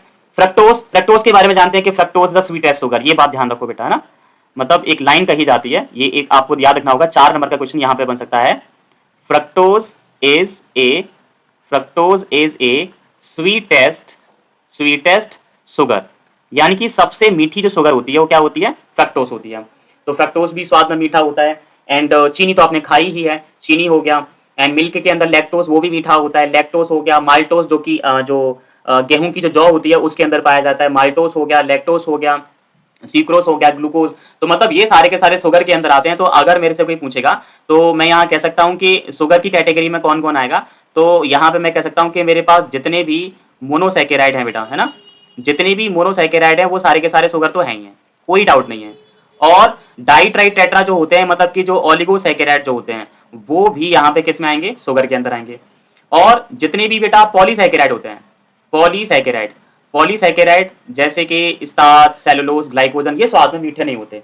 अब मैं आपको पहचानता हूं कि भाई ये जो स्टार्च होता है वो कैसा लगता है। देखो स्टार्च की बात करेंगे तो कभी ना कभी आपने देखो बेटा कॉर्न जो हमारे पास होता है, कॉर्न पाउडर जो होता है, जैसे कि मक्के का, या फिर चलो वो छोड़ दो जरा, आपने एक नाम सुना होगा, फॉर एग्जाम्पल एक नाम सुना होगा आपने कभी, जो आजकल जैसे कि आज हम बात करेंगे, आपको पता है कि होली, आज होली है ना, सभी को पता है, थोड़ी देर बाद जलने वाली है होली। तो होली की हम बात करेंगे तो होली पे आपके यहाँ एक बहुत ही इंपॉर्टेंट कंपाउंड है जो कि बहुत सारी स्वीट को बनाने के लिए यूज होता है, जैसे होता है मैदा बोलते हैं, ठीक है, क्या बोलते हैं बेटा, मैदा। तो मैदा जो होता है ना, मैदा, तो मैदा के अंदर ना स्टार्च पाया जाता है ना, मैदा के अंदर क्या पाया जाता है, स्टार्च। तो मैदा हो गया, मैदा अगर अपने खा के देखी होगी, अगर उसमें कुछ ना मिलाया जाए तो कैसी स्वाद में, कोई स्वाद नहीं होता, मतलब टेस्टलेस होती है, मीठी नहीं होती वहां पे। तो आपका मैदा हो गया, एंड अरारोट हो गया, एंड आपका बेसन हो गया, बेसन के अंदर भी होता है, आटे के अंदर भी होता है, चावल के अंदर भी होता है। तो इन सब के अंदर जो है बेटा वो स्टार्च पाया जाता है जो कि टेस्टलेस होता है, मतलब कि मीठा नहीं होता है। तो जो शुगर मीठी नहीं होगी वो नॉन शुगर होगी, और जो शुगर मीठी होगी वो क्या होगी, शुगर कहलाएगी, ठीक है। तो जो शुगर स्वाद में मीठी थी उन्हें शुगर कहा गया, जो मीठी नहीं थी उन्हें क्या कहा गया, नॉन शुगर। सारे पॉलीसैकेराइड नॉन शुगर है, मोनो और ओलिगोसैकेराइड शुगर है। इतना करने के बाद हमें यहाँ पे कुछ और भी सीखना है, वो समझते हैं, और वो क्या है, बहुत ही इंपॉर्टेंट टॉपिक अब स्टार्ट होने वाला है, सो जस्ट बी पेशेंस। एक काफी इंपॉर्टेंट टॉपिक हमें डिस्कस करने जा रहे हैं हम लोग, और वो क्या है वो देखो जरा। तो आज हमें बेटा एक टॉपिक, इंपॉर्टेंट टॉपिक डिस्कस करना है। जिसका नाम है, एक टॉपिक यहाँ पे स्टार्ट हुआ है डी और एल। डीएल कॉन्फ़िगरेशन बेटा हम डिस्कस करेंगे, डीएल कॉन्फ़िगरेशन, ठीक है बेटा। टॉपिक का नाम समझ गया ना, क्या है बेटा, डीएल कॉन्फ़िगरेशन। सर ये डीएल कॉन्फ़िगरेशन क्या होता है? बेसिकली बेटा ये जो टॉपिक है वो स्टीरियो केमिस्ट्री से आता है, स्टीरियो केमिस्ट्री से, डीएल कॉन्फ़िगरेशन। तो डीएल कॉन्फ़िगरेशन क्या है वो समझते हैं। देखो बेटा, मान के चलो कि मेरे पास यहाँ पे एक कार्बन का एटम है, ओके, और यहाँ पे सपोज दैट ये है आपका मिथाइल ग्रुप यहाँ पे लगा हुआ है, और यहाँ पे एक कार्बोक्सिल ग्रुप यहाँ पे लगा हुआ है, और यहाँ पे है बेटा आपका हाइड्रोक्सिल ग्रुप यानी कि OH, और यहाँ पे है आपका हाइड्रोजन का एक एटम यहाँ दे रखा है। तो बेसिकली समझने वाली बात है कि ये जो मॉलिक्यूल है, बेसिकली इस मॉलिक्यूल की अगर हम नाम की बात करेंगे तो प्यारे बच्चों इस मॉलिक्यूल का नाम है लैक्टिक एसिड, है ना बेटा, क्या है बेटा, लैक्टिक एसिड, जो कि दही के अंदर पाया जाता है ना, दही के अंदर लैक्टिक एसिड। अगर हम बात करेंगे कि लैक्टिक एसिड में ये जो कार्बन है, बेसिकली अगर आपको दिख पा रहा होगा तो ये कायरल सेंटर है, कायरल सेंटर है कि नहीं, क्योंकि इसकी अगर चारों वैलेंसी फोकस करोगे तो यहाँ मिथाइल है, यहाँ पे हाइड्रोजन है, यहाँ पे हाइड्रोक्सिल है, यहाँ कार्बोक्सिलिक है, तो ये सबकी चारों के चारों वैलेंसी जो है यहाँ पे डिफरेंट है। अभी हम क्या करेंगे, अब यहाँ पे लगाएंगे हम सीआईपी रूल। तो सीआईपी रूल आपने पढ़ा ही होगा। सीआईपी रूल के अकॉर्डिंग क्या होता है कि हम जो जितनी भी एटम्स या ग्रुप ऑफ एटम जो कायरल कार्बन एटम से जुड़े हुए होते हैं, उनकी प्रायोरिटी के बिहाफ पर उनको नंबर्स प्रोवाइड करते हैं। जैसे कि यहाँ कार्बन का एटॉमिक नंबर, भाई सीआईपी रूल में हमने समझा था क्या होता है, सीआईपी रूल में हमने ये समझा था प्रायोरिटी, क्या समझा था बेटा हमने, प्रायोरिटी। ओके, तो हम यहाँ बात कर रहे थे बेटा कि about the DL configuration. DL configuration क्या होता है, तो उसके लिए हमने यहाँ पे कंपाउंड लिया था लैक्टिक एसिड, और लैक्टिक एसिड में ये कार्बन का एटम है, और यहाँ मिथाइल है, यहाँ पे हाइड्रोजन है, यहाँ पे हाइड्रोक्सिल है, और यहाँ कार्बोक्सिल ग्रुप है। So basically this is the lactic acid. अब लैक्टिक एसिड में सीआईपी रूल लगाना है। सीआईपी रूल क्या कहता है, सीआईपी रूल ये कहता है किसी भी ग्रुप की जो प्रायोरिटी होती है उसके एटॉमिक नंबर के डायरेक्टली प्रोपोर्शनल होती है। तो अगर हम प्रायोरिटी लगाते हैं यहाँ पे, तो ये भी कार्बन है, क्योंकि इस कार्बन के साथ यहाँ कार्बन अटैच है, यहाँ पे कार्बन अटैच है, तो फिर उसका नेक्स्ट एडजेसेंट एटम देखते हैं तो यहाँ पे हाइड्रोजन है और यहाँ पे ऑक्सीजन है, तो इसकी प्रायोरिटी ज़्यादा होगी, तो ये नंबर 1 आ जाएगा और ये नंबर 2 हो जाएगा। लेकिन उससे पहले एक चीज़ और देखने को मिल रही है, यहाँ पे हाइड्रोजन और देखने को मिल रहा है बेटा, ना क्या देखने को मिल रहा है, हाइड्रोजन। तो अगर हम बात करेंगे तो हाइड्रोजन भी हो गया, और हमारे पास क्या हो गया, हाइड्रोजन के अलावा हमारे पास ऑक्सीजन भी बेटा। तो ऑक्सीजन की जो प्रायोरिटी होनी चाहिए और माई बिहाफ थोड़ी सी ज़्यादा होनी चाहिए, ठीक है। तो प्रायोरिटी जो होनी है किसकी ज़्यादा होना चाहिए, ऑक्सीजन की ज़्यादा होना चाहिए। उसके बाद यहाँ कार्बन को देखेंगे तो नंबर 1 प्रायोरिटी इसकी होगी, एंड नंबर 2 इसकी, नंबर 3 इसकी, और नंबर 4 यहाँ पे इसकी। जो हमारे पास सबसे कम प्रायोरिटी का ग्रुप होता है वो क्या कहलाता है, एलपीजी कहलाता है, मतलब लोएस्ट प्रायोरिटी ग्रुप। फिर क्या करते हैं, आपको पता है सीआईपी रूल के अकॉर्डिंग 1 से लेकर के 3 पे जाते हैं, लेकिन 2 के रास्ते से होकर के, तो 1 से लेकर के 3 पे जाएंगे तो आपको कुछ इस तरह की रोटेशन देखने को मिलेगी। मतलब जो प्लेन पोलराइज लाइट होती है, जो कि एक सीधी रेखा में चलती है, स्ट्रेट लाइन में चलती है, उसे क्या बोलते हैं, पीपीएल बोलते हैं, प्लेन पोलराइज लाइट। तो ये जो मॉलिक्यूल है, अगर इसमें से हम पीपीएल पास करेंगे तो ये इस पीपीएल को इस तरह से घुमा देगा, और ये जो डायरेक्शन है बेटा कौन सी डायरेक्शन है, ये है डेक्स्ट्रो, मतलब कि राइट हैंड साइड। पीपीएल को राइट हैंड साइड में घुमा देने का जो टेक्निक होता है इसे कहते हैं डेक्स्ट्रो। क्या बोलते हैं बेटा, डेक्स्ट्रो। तो डेक्स्ट्रो मतलब ये जो मॉलिक्यूल है, बेसिकली ये जो मॉलिक्यूल है वो डेक्स्ट्रो कहलाएगा। कैसा कहलाएगा बेटा, डेक्स्ट्रो कहलाएगा, डेक्स्ट्रो है। तो डेक्स्ट्रो के लिए लैक्टिक एसिड के आगे या तो आप लगा दीजिए डी, और या फिर लगा दीजिए आप प्लस। तो मतलब बेसिकली जो लैक्टिक एसिड तो है, लेकिन लैक्टिक एसिड कौन सा वाला है, ये लैक्टिक एसिड है, डी लैक्टिक एसिड या फिर प्लस लैक्टिक एसिड है। अगर हम लैक्टिक एसिड के एक आइसोमर की और बात करेंगे तो कुछ इस तरह से होता है बेटा, ये है यहाँ पे CH3, और यहाँ पे है C OH, और यहाँ पे है बेटा आपका H, और यहाँ पे क्या है हमारे पास OH, ठीक है। ये भी कायरल सेंटर है। क्या करेंगे, प्रायोरिटी यहाँ पे डिसाइड करेंगे। तो प्रायोरिटी ऑक्सीजन की नंबर 1 हो गई, कार्बोक्सिलिक की नंबर 2, इस वाले कार्बन की 3, और ये 4 हो गई। तो 1 से लेकर के 3 पे जाएंगे, 2 के रास्ते से होकर के, तो आपको इस तरह की यहाँ पे रोटेशन देखने को मिलेगी, जो कि है लीवो। लीवो का मतलब होता है लेफ्ट हैंड साइड में घुमाना, तो मतलब ये लीवो रोटेटर है। तो मतलब ये लैक्टिक एसिड तो होगा, लेकिन लैक्टिक एसिड उनके साथ साथ ये हमारे पास एल या फिर माइनस लैक्टिक एसिड है। ये बेटा आपको प्लीज ध्यान रखना होगा। तो कहने का मतलब ये है बेटा कि जब भी हम स्मॉल डी और स्मॉल एल एब्रीविएशन पढ़ते हैं तो याद रखना होगा कि डी जो होता है, D stands for dextro, D stands for dextro, और डेक्स्ट्रो का मतलब यहाँ पे होता है राइट। डेक्स्ट्रो का मतलब क्या होता है, राइट। और एक होता है एल, एल का मतलब होता है बेटा हमारे पास लीवो, लीवो का मतलब होता है लेफ्ट। तो यहाँ पे राइट और लेफ्ट हो गया। तो जब भी डीएल कॉन्फ़िगरेशन ये वाला आता है तो आपको ध्यान रखना होता है कि कहीं ना कहीं रोटेशन की बात हो रही होती है। लेकिन इसके साथ साथ जो हमें यहाँ पढ़ना है इस चैप्टर में, वो भी एक इंपॉर्टेंट पार्ट है, और वो क्या है बेटा वो समझते हैं। अब इसके साथ साथ हमें यहाँ पढ़ना है बेटा, वो पढ़ना है डीएल कॉन्फ़िगरेशन। क्या पढ़ना है बेटा, डीएल कॉन्फ़िगरेशन भी हमें पढ़ना है, डीएल कॉन्फ़िगरेशन ये भी बड़ा पढ़ना है। तो अभी तक तो हमने डीएल कॉन्फ़िगरेशन पढ़ा था, और अब हमें पढ़ना है डीएल कॉन्फ़िगरेशन। तो डीएल कॉन्फ़िगरेशन और डीएल कॉन्फ़िगरेशन को हम यहाँ पढ़ेंगे बेटा, ठीक है। Just wait. अब यहाँ पढ़ने जा रहे हैं हम लोग, पहले पढ़ा था DL, अब फिर से यहाँ DL पढ़ेंगे।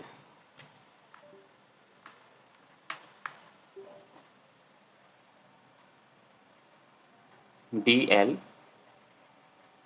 कॉन्फ़िगरेशन, DL कॉन्फ़िगरेशन पढ़ना बेटा हमें। अभी भी DL पढ़ा था, फिर से DL आ गया। लेकिन बेटा एक बात ध्यान रखना है कि उस DL में और इस DL में बहुत ज़्यादा डिफरेंस होता है, और वो डिफरेंसेस क्या है वो बेटा समझ के चलिए बेटा। देखो, स्मॉल टी और स्मॉल एल की तो फुल फॉर्म थी डेक्स्टो और हमारे पास लीवो था, लेकिन इस DL की पहली बात तो कोई फुल फॉर्म नहीं होती। तो पहले ध्यान से समझो ना क्या है ये DL का मतलब यहाँ पे क्या है वो समझते हैं। बस आगे नेक्स्ट पेज पर कर लेते हैं। It's creating like hanging. Okay, यहाँ देखते हैं। तो अभी जो हमारे पास टॉपिक था that is the DL configuration. तो पहले भी DL था और ये भी DL है, वो स्मॉल DL था और ये कैपिटल DL कॉन्फ़िगरेशन। तो इसका मीन्स यहाँ पे क्या होता है वो समझते हैं। देखो बेटा, हमारे यहाँ एक रेफरेंस मॉलिक्यूल होता है, रेफरेंस मॉलिक्यूल, और वो रेफरेंस मॉलिक्यूल क्या है, उसका काम क्या है, क्या करता है, वो सारी चीज़ें यहाँ डिस्कस करेंगे। एक रेफरेंस मॉलिक्यूल है बेटा, उस रेफरेंस मॉलिक्यूल का नाम है ग्लिसरैल्डिहाइड। ठीक है, एक रेफरेंस मॉलिक्यूल है जिसका नाम क्या है बच्चों, ग्लिसरैल्डिहाइड। ग्लिसरैल्डिहाइड की अगर हम बात करेंगे तो ग्लिसरैल्डिहाइड के लिए यहाँ पे आपको पता होना चाहिए ग्लिसरैल्डिहाइड के बारे में क्या बताया, एक रेफरेंस मॉलिक्यूल बताया कि रेफरेंस मॉलिक्यूल इसका काम ये होता है कि ये हमें DL कॉन्फ़िगरेशन डिसाइड कर बताता है कि DL कॉन्फ़िगरेशन कैसे डिसाइड करेंगे वो देखो जरा। इसमें क्या होता है कि बेटा यहाँ पे तो होता है एक एल्डिहाइड ग्रुप होता है, और यहाँ पे कार्बन होता है, और यहाँ पे होता है आपका CH2OH, और यहाँ पे होता है बेटा आपका OH, और यहाँ पे होता है आपका H। एक ग्लिसरैल्डिहाइड ये वाला होता है, और दूसरा ग्लिसरैल्डिहाइड इसी का एक आइसोमर होता है वो जो ये होता है। यहाँ पे एल्डिहाइडिक ग्रुप है, और यहाँ पे H, लेफ्ट में OH, और यहाँ पे होता है CH2OH। ठीक है, बेसिकली अगर मैं आपसे कहना चाहूँ कि ये दोनों के दोनों बेटा यहाँ पे ये वाला मॉलिक्यूल और ये वाला मॉलिक्यूल दोनों ही ग्लिसरैल्डिहाइड के मॉलिक्यूल हैं, पहली बात। दूसरी बात, इन दोनों में डिफरेंस जो देखने को मिलेगा वो इस OH का देखने को मिलेगा। इसका जो OH है वो राइट हैंड साइड में, और इसका जो OH है वो लेफ्ट हैंड साइड में। ठीक है, और एक चीज़ आपको और नोटिस करने को मिलेगी वो ये है कि दोनों ही ग्लिसरैल्डिहाइड में ये जो कार्बन एटम है वो कायरल कार्बन एटम है। तो हमें जो फोकस करना होता है वो कायरल कार्बन एटम को फोकस करना होता है। अगर मैं एल्डिहाइडिक ग्रुप और यहाँ पे एल्कोहलिक ग्रुप है जिसे हाइड्रोक्सिल ग्रुप भी कहते हैं, तो प्रायोरिटी अगर देखी जाए तो यहाँ पे एल्डिहाइड की प्रायोरिटी ज़्यादा है और यहाँ पे हाइड्रोक्सिल की प्रायोरिटी कम है। तो आपको यहाँ पे एक बात और ध्यान रखनी है कि ये जो हाइड्रोक्सिल ग्रुप है तो इसके लिए एक ट्रिक आपको ध्यान रखनी है। स्टार्ट फ्रॉम, मतलब यहाँ पे एक चीज़ आपको ध्यान रखनी है, start from lowest priority group. मतलब आपको एक चीज़ ध्यान रखनी है, start from lowest, start from lowest priority, start from lowest priority group. यानी कि आपको ध्यान रखना है कि आप काउंटिंग कहाँ से स्टार्ट करोगे। जो भी चीज़ें आपको DL कॉन्फ़िगरेशन पढ़ना है तो लोएस्ट प्रायोरिटी ग्रुप से स्टार्ट करोगे। तो मतलब ये हो गया हमारे पास 1, और ये हो गया 2, और ये हो गया 3। आप क्या करना है कि जो कायरल सेंटर है, कायरल सेंटर पे H और OH की डायरेक्शन को वहाँ पे फोकस करना है। तो आप देखोगे कि इस वाले मॉलिक्यूल में जो OH है वो राइट है, और इस वाले मॉलिक्यूल में यहाँ पे जो OH है वो लेफ्ट है। लेकिन ये याद रखो कि हमें कार्बन कौन सा लेना है, हमें लेना है the chiral carbon atom which is the next adjacent position of the lowest priority group। यानी कि जो लोएस्ट प्रायोरिटी ग्रुप्स के नेक्स्ट जो एडजेसेंट पोजीशन है उसके कायरल कार्बन का जो हाइड्रोक्सिल ग्रुप होगा उसको फोकस करना है। किसको फोकस करना है, लोएस्ट प्रायोरिटी ग्रुप के नेक्स्ट एडजेसेंट कार्बन पर OH की पोजीशन को फोकस करना है कि वो राइट हैंड साइड में है या फिर लेफ्ट हैंड साइड में है। तो मतलब अगर आपको ध्यान रखना है जब वो राइट हैंड साइड में हो तो आपको ध्यान रखना है उसे कहा जाएगा डी आइसोमर। मतलब ये जो ग्लिसरैल्डिहाइड है वो यहाँ पे बेटा डी ग्लिसरैल्डिहाइड है। मतलब ग्लिसरैल्डिहाइड तो है लेकिन ये जो मॉलिक्यूल है वो कैसा है, डी ग्लिसरैल्डिहाइड। और जिसमें OH यहाँ पे लेफ्ट में हो तो ग्लिसरैल्डिहाइड तो वो भी है लेकिन आज के बाद उसे कहा जाएगा एल ग्लिसरैल्डिहाइड। ठीक है, तो अगर OH कहाँ पे है बेटा, लेफ्ट में है। अगर OH कहाँ पे हो, लेफ्ट में हो तो उसे एल ग्लिसरैल्डिहाइड, और अगर यहाँ पे राइट में यहाँ पे हो तो यहाँ पे कहेंगे भाई उसे कहा जाएगा डी ग्लिसरैल्डिहाइड। तो अब यहाँ से DL कॉन्फ़िगरेशन डिसाइड होगा। तो अब हम एक काम करके चलते हैं, ग्लूकोज की बेटा स्ट्रक्चर बना लेते हैं। ग्लूकोज की स्ट्रक्चर भी आपने सीखी थी कि कुछ इस तरह की कंडीशन होती है, यहाँ पे H होता है, यहाँ कार्बन, और यहाँ पे एल्डिहाइड ग्रुप होता है इस तरह से, और यहाँ पे सेकंड पे OH राइट में होता है, थर्ड का OH लेफ्ट होता है, फोर्थ का जो OH है वो राइट होता है, फिफ्थ का जो OH है वो राइट होता है, और सिक्स्थ वाली पोजीशन पर यहाँ पे CH2OH होता है, CH2OH। ठीक है, अब थोड़ी देर पहले बताया था कि मैंने कहा था कि ग्लूकोज में 4 कायरल का सेंटर होते हैं। एक कायरल सेंटर ये है, एक ये वाला है, एक ये वाला है, और एक ये वाला है। लेकिन इन चारों कायरल सेंटर में से किस वाले OH की पोजीशन को देखना है, तो मैंने अभी कहा था CH2OH के बाद वाला कायरल सेंटर लेना होता है। किसके बाद वाला बेटा? CH2OH जो है, CH2OH के बाद वाला ये जो कायरल सेंटर आपको दिख रहा है, इसी वाले कायरल सेंटर पर OH की पोजीशन को फोकस करना है बेटा, ठीक है ना। तो भाई CH2OH यानी कि जो लोएस्ट प्रायोरिटी ग्रुप है, उसके बाद वाले एडजेसेंट कार्बन एटम पर जो OH की पोजीशन है उसको यहाँ पे फोकस करना है। अगर वो OH राइट हैंड साइड में है, कहाँ पे है बेटा? राइट साइड में है, तो हम लोग क्या करेंगे, उसे कहेंगे D, और अगर लेफ्ट में होता तो क्या कहते हैं? L। तो अगर आप नोटिस डाउन करोगे तो यहाँ पे देखोगे कि इसका जो OH है वो कहाँ पे है? राइट हैंड साइड में है। तो प्यारे बच्चों, आज के बाद ग्लूकोज नहीं रहेगा, ग्लूकोज के आगे क्या लगा दिया जाएगा बेटा? D। तो ये क्या कहलाएगा? ये कहलाएगा आपका डी ग्लूकोज। क्या कहलाएगा बेटा? D glucose. एक बात और ध्यान रखनी है बेटा, ग्लूकोज का अगर हम पीपीएल रोटेशन सीखेंगे तो यह ध्यान रखना है कि वो पीपीएल को डेक्स्ट्रो डायरेक्शन में यहाँ पे घुमाता है। तो कभी कभी आप किसी ग्लूकोज के आगे वहां पे डेक्स्ट्रो ग्लूकोज भी यहाँ पे देख सकते हैं, तो ये भी ध्यान रखो, इसे डेक्स्ट्रो ग्लूकोज भी कहा जा सकता है। अगर हम फ्रक्टोज की बात करते हैं, फ्रक्टोज का फॉर्मूला क्या होता है? फ्रक्टोज का फॉर्मूला होता है CH2OH, और यहाँ पे C डबल बॉन्ड O, यहाँ पे C, थर्ड वाले का जो OH होता है वो लेफ्ट होता है, फोर्थ वाले का जो OH होता है बेटा वो राइट होता है, फिफ्थ वाले का जो OH होता है वो राइट होता है, और यहाँ पे सिक्स वाले पे तो CH2OH होता है, ठीक है। आपको बताया था कि यहाँ पे भी कायरल सेंटर होते हैं, लेकिन वो 3 कायरल सेंटर होते हैं, एक ये होता है, एक ये होता है, एक ये होता है। अगर आपको यहाँ ये डाउट आ रहा हो कि इस वाले CH2OH के पास वाला कार्बन लेंगे या फिर इस वाले CH2OH के पास वाला कार्बन लेंगे, तो आपको ध्यान रखना है CH2OH के बाद वाला वो वाला एडजेसेंट कार्बन एटम लेते हैं जिसपे OH हो। तो अगर आप देखोगे कि उसका जो CH2OH है उसके पास तो कायरल है ही नहीं, यहाँ पे तो कायरल ही नहीं है, तो हम ये वाला लेंगे, नीचे वाला लेंगे बेटा, है ना।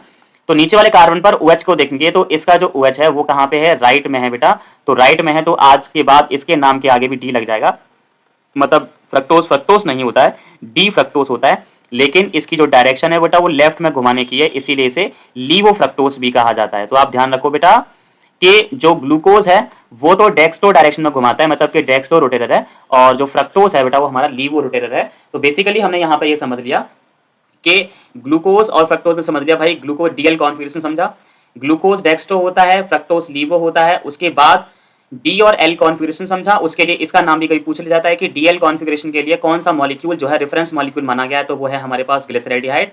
दोनों की स्ट्रक्चर को कंपेयर किया, CH2OH जो कि लोएस्ट प्रायोरिटी ग्रुप है, उसके next adjacent chiral carbon atom का OH कंपेयर करते हैं। अगर कायरल सेंटर का जो OH है अगर वो राइट साइड होगा तो वो D कहलाएगा, और अगर लेफ्ट होता है तो L होता है। लेकिन दोनों को कंपेयर करने पर यह दिखा कि दोनों का जो OH है, CH2OH के बाद वाले कायरल सेंटर का जो OH है वो राइट हैंड साइड में है, सो दैट यहाँ पे ये डी ग्लूकोज और डी फ्रक्टोज कहलाएगा। बेसिकली रिमेंबर ये रखना है कि भाई इनमें ये होता है डेक्स्ट्रो और ये होता है लीवो होता है, ये ध्यान रखना है, ठीक है। इसके बाद हमें जो सीखना है वो सीखना है भाई साइक्लाइजेशन सीखना है ना, साइक्लाइजेशन। यहां से भी बहुत सारे क्वेश्चन आप लोगों को मिलेंगे, और वो क्या क्या है वो समझते हैं बेटा। साइक्लाइजेशन, ठीक है, वो देखो बेटा। फॉर एग्जाम्पल साइक्लाइजेशन जब पढ़ रहे थे तो साइक्लाइजेशन में सबसे पहले हमने यहाँ पे पढ़ा इन ग्लूकोज, ये एक बहुत इंपॉर्टेंट टॉपिक यहाँ पे आ जाता है, और क्या है वो समझेंगे जरा। इन ग्लूकोज, ग्लूकोज में साइक्लाइजेशन समझेंगे। देखो बेटा, जैसे कि आपको पता है कि ये हाइड्रोजन होता है और यहाँ पे डबल बॉन्ड के साथ यहाँ पे O होता है, एंड ये कार्बन, इसका जो OH होता है वो राइट होता है, इसका H लेफ्ट होता है, थर्ड का OH लेफ्ट होता है, और जो फोर्थ होता है उसका जो OH होता है वो राइट होता है, एंड फिफ्थ का जो OH होता है वो भी राइट होता है, और फिफ्थ वाले पे तो यहाँ पे CH2OH होता है, ठीक है बेटा, ये ध्यान रखना है। अब सबसे इंपॉर्टेंटली बात मैं आपको बता रहा हूं, पूछेगा आपसे क्वेश्चन पूछेगा कि जब हम पाइरेनॉस स्ट्रक्चर बनाते हैं, जब ग्लूकोज की पाइरेनॉस स्ट्रक्चर जब हम बनाते हैं बेटा, तो उसमें किस तरह का साइक्लाइजेशन होता है, तो आपको ध्यान रखना है ग्लूकोज की पाइरेनॉस स्ट्रक्चर में 1,5 साइक्लाइजेशन होता है। क्या होता है बेटा? 1,5 साइक्लाइजेशन होता है, ये चीज बेटा आप ध्यान रखो। ग्लूकोज में 1,5 साइक्लाइजेशन होगा, हमेशा ध्यान रखना है। तो 1,5 साइक्लाइजेशन क्या होता है वो समझते हैं। देखो बेटा, आपको पता है ये 1 नंबर कार्बन है, ये 2 नंबर कार्बन है, ये 3 नंबर कार्बन है, ये 4 नंबर कार्बन है, ये 5 नंबर कार्बन है और 6 नंबर कार्बन है। होता है क्या है कि 5 नंबर का जो कार्बन है ना, कायरल कार्बन, इसका ये वाला जो हाइड्रोजन एटम जो दिख रहा है, ये पहले नंबर के कार्बन के ऑक्सीजन के एटम पर यहां ट्रांसफर हो जाता है। अब मान के चलो कि 5वें कार्बन के ऑक्सीजन के पास का ये हाइड्रोजन अगर इस ऑक्सीजन के पास पहुंच जाता तो ये क्या बन जाएगा? OH बन जाएगा। और आपको पता है कि OH सिंगल बॉन्ड के साथ कार्बन से अटैच होता है, तो मतलब ये हाइड्रोजन अगर यहां पहुंचेगा तो ये OH बनेगा, मतलब एक बॉन्ड फ्री हो जाएगा, कहां पे? पहले वाले कार्बन पे। और यहाँ पे ऑक्सीजन की वैलेंसी भी फ्री हो जाएगी। तो ये दोनों लोग क्या करेंगे, एक दूसरे के साथ यहाँ पे साइक्लाइजेशन यहाँ पे करेंगे, और साइक्लाइजेशन की जो स्ट्रक्चर होगी वो कैसी होगी वो मैं आपको बताता हूँ। देखो बेटा, सबसे पहले आपको क्या करना है कि पहले नंबर का कार्बन ये बनाना है, फर्स्ट नंबर का कार्बन। तो ये बेटा हमारा हो गया पहला कार्बन।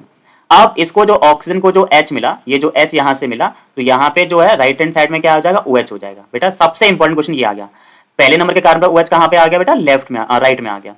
सेकंड में तो राइट में होता ही है, ये आपको पता ही है। अगर हम थर्ड वाले कार्बन एटम की बात करेंगे, थर्ड वाले का जो OH होता है वो कहाँ होता है बेटा, लेफ्ट होता है ना। और फोर्थ वाले का जो OH होता है वो कहाँ होता है, राइट होता है। और अगर हम बात करेंगे फिफ्थ वाले की, तो फिफ्थ के पास OH बचा ही नहीं, सिर्फ बचा यहाँ पे H बचा, है ना, और O बचा है। O को हम बताएं कैसे लिखेंगे, और यहाँ पे हो गया बेटा आपका CH2OH। और इसका जो ऑक्सीजन का एटम है पांचवें वाले का, और ये पहले वाले का जो एक बॉन्ड फ्री हो गया था, ये दोनों क्या करते हैं, एक दूसरे के साथ यहाँ पे साइक्लाइजेशन यहाँ पे करते हैं, और जो ऑक्सीजन का जो एटम था उसके साथ यहाँ पे इस तरह से साइक्लाइजेशन कर लेते हैं। और साइक्लाइजेशन जो हुआ है वो किस किस कार्बन एटम के बीच में हुआ है, ये है बेटा आपका पहले नंबर का कार्बन, और ये है हमारे पास 5 नंबर का कार्बन।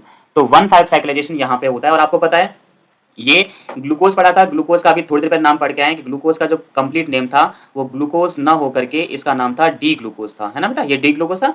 उसके बाद डी क्या होता है, मैंने आपको बताया था, CH2OH के बाद का OH राइट होता है, तो डी ग्लूकोज होता है। और दूसरी बात यहाँ पे फोकस करोगे, जब 1,5 साइक्लाइजेशन हुआ तो 1,5 साइक्लाइजेशन में आपको फोकस जो करना है बेटा वो यहाँ करना है, फोकस फोकस करो बेटा।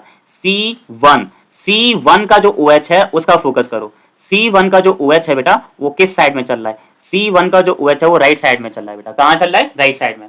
ध्यान रखना है कि जिस साइक्लाइजेशन में, मतलब ये जो साइक्लाइजेशन जो हुआ है, इस साइक्लाइजेशन से जो स्ट्रक्चर बनेगी जिसका OH जब राइट होगा तो ये हमारे डी ग्लूकोज का अल्फा आइसोमर कहलाता है, इसलिए इसका कंप्लीट नाम बन जाता है अल्फा डी ग्लूकोज। यहां पे बन जाता है बेटा, क्या बन जाता है, अल्फा डी ग्लूकोज। ठीक है, अब हमें बताना है इसका जो फ्रक्टोज जो सॉरी बीटा आइसोमर जो होगा उसमें क्या चेंजेस होंगे वो देखते हैं।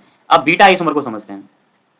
बीटा आइसोमर बनाने के लिए हम लोग यहाँ पे क्या करेंगे, जैसे कि हमने यहाँ पे ले लिया अपना कार्बन का एटम ले लिया, कार्बन का एटम, ठीक है, ये जस्ट अ मिनट, ये हमने यहाँ पे लिया कार्बन का एटम, और ये वाला जैसे यहाँ लिया था पहले नंबर कार्बन, और पहले का जो कार्बन है अगर वो मान के चलो कि वो लेफ्ट पे आ जाए, कहाँ पे आ जाए बेटा, लेफ्ट पे। और सेकंड पे तो हम जानते हैं सेकंड वाले पे कहाँ होता है, OH राइट होता है। और थर्ड वाले का जो OH होता है वो कहाँ होता है, वो लेफ्ट होता है, ठीक है। और फोर्थ वाले का जो OH होता है वो राइट होता है, सभी को पता है। और फिफ्थ वाले पे तो OH बचा ही नहीं होता है, नहीं बचा होता ना, फिफ्थ वाले तो फिफ्थ वाले पे क्या होता है भाई, फिफ्थ वाले पे होता है क्या, यहाँ पे सिर्फ एक H बचता है ना। और उसके बाद चाहो तो इस H को यहाँ पे लेफ्ट लगा लो यहाँ पे। और सिक्स वाले पे क्या होता है भाई, CH2OH, है ना। और आपको पता है कि पहला वाला जो कार्बन एटम था ये वाला, पहले वाले के साथ और पांचवें वाले के साथ क्या होना है बेटा, साइक्लाइजेशन होना है। तो साइक्लाइजेशन होकर के ये बन गई साइक्लाइजेशन की रिंग। और हमसे कहा गया था कि हम पहले नंबर के कार्बन एटम पर फोकस करेंगे, फर्स्ट कार्बन एटम पर। तो फर्स्ट नंबर का कार्बन एटम है उसका जो OH है वो कहाँ पे है, लेफ्ट हैंड साइड में है। और जब यहाँ ध्यान रखना है कि जब वो यहाँ पे लेफ्ट हैंड साइड में हो तो आपको ध्यान रखना है इस तरह के आइसोमर को ग्लूकोज का बीटा आइसोमर कहते हैं। मतलब ये ग्लूकोज तो है लेकिन ये बीटा डी ग्लूकोज है बेटा। क्या है बेटा, बीटा डी ग्लूकोज। तो पहले हमने सिर्फ सीखा सिर्फ ग्लूकोज, फिर हमने सीखा डी ग्लूकोज, फिर हमने सीखा अल्फा डी ग्लूकोज। तो अल्फा और बीटा आइसोमर क्या होते हैं, दोनों में डिफरेंस क्या होता है, तो ये डिफरेंस होता है जिस C1 पे OH अगर राइट साइड है तो वो हमारे पास अल्फा आइसोमर है, और C1 का OH अगर लेफ्ट हैंड साइड में है तो वो बीटा आइसोमर है। तो अल्फा और बीटा आइसोमर्स ऐसे बनाए जाते हैं। बेसिकली ये जो है बेटा ये ओपन चेन स्ट्रक्चर है, ध्यान रखोगे this is the open chain structure, ठीक है। ये जो है वो ग्लूकोज की क्या है बेटा, ये है हमारे ग्लूकोज की ओपन चेन स्ट्रक्चर, और ये क्लोज चेन स्ट्रक्चर है। अब ये क्लोज चेन स्ट्रक्चर वास्तव में कैसी दिखती हैं वो मैं आपको बताता हूँ, वो देखो जरा। जिन्हें हम लोग बोलते हैं पाइरेनॉस स्ट्रक्चर भी बोलते हैं ना बेटा, क्या बोलते हैं, pyranose structure, pyranose structure of glucose, pyranose structure of glucose. Glucose की जो पाइरेनॉस स्ट्रक्चर होती है वो कैसे होती है वो देखो जरा, कुछ ऐसी होती है। अच्छा एक चीज थोड़ा नोटिस करेंगे, ये जो साइक्लिक रिंग जो बनाई थी उसमें कितने मेंबर हैं, देखो ये कार्बन है ये वाला, ठीक है, एक हो गया, दो हो गया, तीन हो गया, चार हो गया, पांच हो गया, और छठवां मेंबर कौन है, ऑक्सीजन, जो कि साइकिल बन रही है। तो मतलब यहाँ पे 6 मेंबर रिंग बनती है। और कैसे बनती है वो देखो जरा,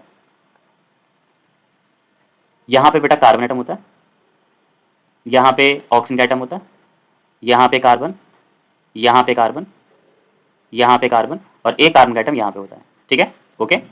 अब आपको पता है कि जब अल्फा आइसोमर था, अल्फा आइसोमर का OH कहाँ पे होता है, राइट होता है ना, क्या होता था, राइट होता था। तो ध्यान रखना है कि वहां पे जो राइट होता था वो यहाँ पहुंच जाएगा लेफ्ट, सॉरी डाउन पहुंच जाएगा। तो मतलब पहले वाले का कार्बन का जो OH है वो कहाँ हो जाएगा, डाउन।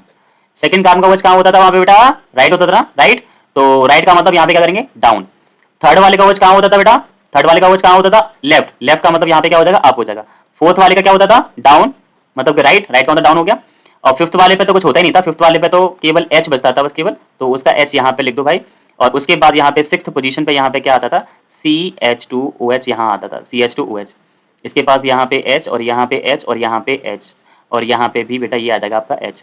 तो बेसिकली ये जो स्ट्रक्चर बेटा आपने जो बनाई है इसे यहाँ पे कहा जाएगा, this is basically the alpha D glucose. ये क्या है बेटा हमारे पास, अल्फा डी ग्लूकोज।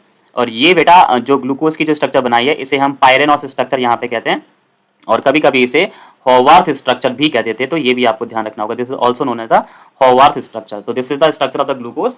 अब हम बात करेंगे कि जो बीटा आइसोमर होता है, बीटा आइसोमर क्या होता है वो देखेंगे।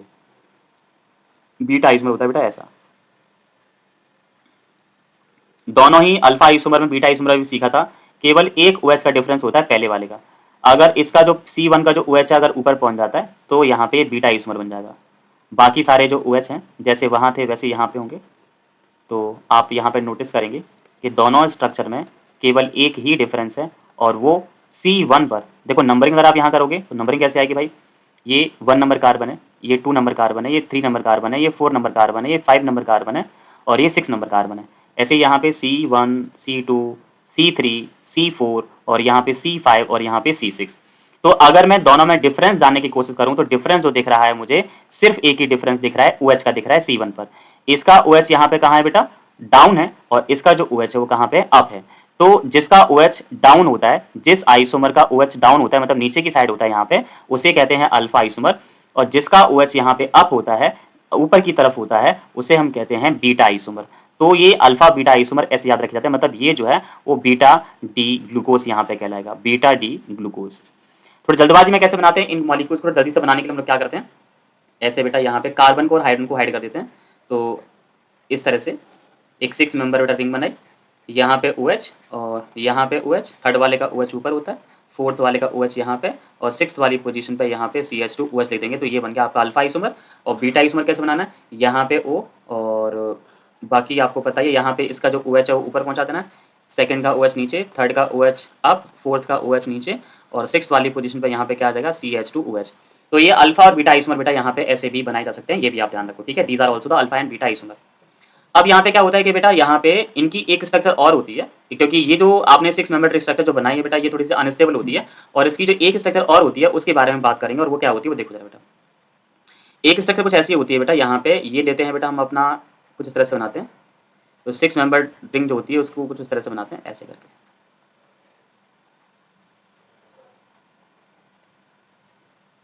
कुछ इस तरह से ये स्ट्रक्चर होती है बेटा। ये 6 मेंबर रिंग जितनी भी होती हैं, जैसे कि चाहे वो बेंजीन की रिंग हो, साइक्लोहेक्सेन की हो, अब जैसे कि ग्लूकोज की ही बात हो रही थी, तो 6 मेंबर रिंग का एक कन्फर्मेटर है, जैसे चेयर कन्फर्मेटर कहते हैं। अब एक बात तो ध्यान रखो बेटा, देखो जैसे कि सपोज दैट कि ये हमारे पास एक प्लेन है। अब प्लेन की ये जो पोजीशन होती है, इस पोजीशन को हम यहाँ पे कहते हैं एक्सियल। तो अगर मान लो कि कोई एक्सिस पर कोई बॉन्ड अगर आ रहा है, मतलब चाहे वो एक्स एक्सिस हो या वाई एक्सिस हो या जेड एक्सिस हो, तो उसे एक्सियल बॉन्ड कहा जाएगा। और एक्सियल दो एक्सिस के बीचों बीच अगर कोई बॉन्ड इस तरह से बाहर निकलता है तो इसे हम लोग क्या बोलते हैं, इस तरह के बॉन्ड को हम लोग बोलते हैं कि बेटा यहाँ पे इक्वाटोरियल बॉन्ड इसे कहा जाएगा। This is the equatorial bond, ये इक्वाटोरियल बॉन्ड है। तो अब यहाँ पे इस वाली स्ट्रक्चर में OH और H कैसे देखे जाते हैं वो देखो बेटा। पहला वाला जो ये वाला जो है बेटा C1 है, ये ध्यान रखना C1 है। C1 का जो OH जो होता है बेटा वो ध्यान रखना है कि वो होता है एक्सियल पोजीशन पे होता है, O और यहाँ पे H।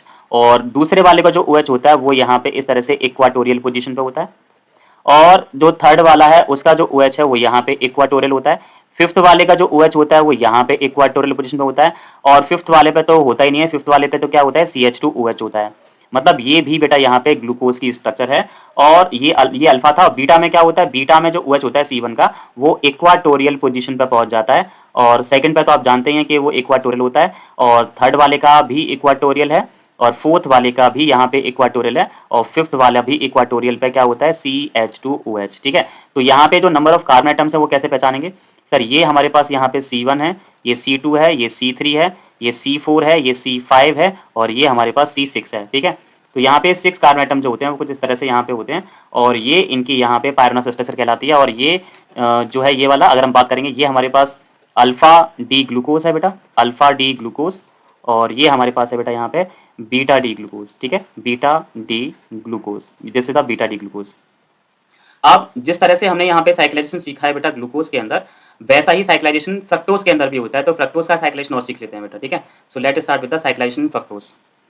साइक्लाइजेशन इन फ्रक्टोज, साइक्लाइजेशन, साइक्लाइजेशन इन फ्रक्टोज। फ्रक्टोज के अंदर बेटा यहाँ पे साइक्लाइजेशन यहाँ पे सीखेंगे और वो कैसे होता है, लेट्स सी। अभी थोड़ी देर पहले सीखा था बेटा ग्लूकोज के अंदर किस तरह का साइक्लाइजेशन होता है। ग्लूकोज के अंदर होता है 1,5 साइक्लाइजेशन, ठीक है। और अगर हम बात करेंगे फ्रक्टोज में, तो फ्रक्टोज में प्यारे बच्चों आपको ध्यान रखना है, फ्रक्टोज में होता है 2,5 साइक्लाइजेशन, ठीक है। देखो बेटा यहाँ पे CH2OH होता है और सेकंड पे यहाँ पे आपको पता है कार्बोनिल ग्रुप होता है।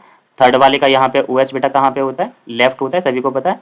फोर्थ वाले का जो OH होता है वो कहाँ होता है, राइट होता है।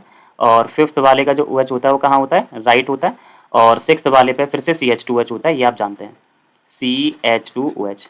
अब यहाँ पे नंबरिंग करेंगे बेटा कार्बन आइटम की, तो सभी को पता है, नंबरिंग कर लेते हैं। ये सर यहाँ पे कार्बन आइटम नंबर 1 है, ये 2 है, और ये 3 है, ये 4 है, ये 5 है, और यहाँ पे 6 है।